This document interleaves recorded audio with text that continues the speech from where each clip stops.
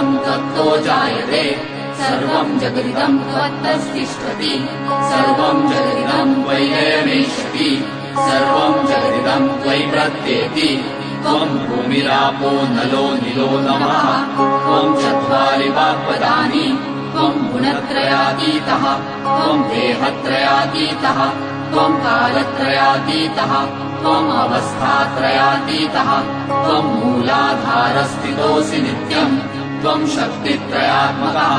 त्वाम् योगिनो ध्यायन्ति नित्यम् त्वम् ब्रह्मास्त्वम् विष्णुस्त्वम् रुद्रस्त्वम् इन्द्रस्त्वम् अग्निस्त्वम् वायुस्त्वम् सूर्यस्त्वम् चन्द्रमास्त्वम् ब्रह्म भूर्भुवस्वरो गणादिम् पूर्वमुच्चार्य वर्णादिम् तदनन्तरम् अनुस्वारः परतरः अर्धेन्दुरसितम् तारेण रुद्धम् एकत्वमनुस्वरूपम्।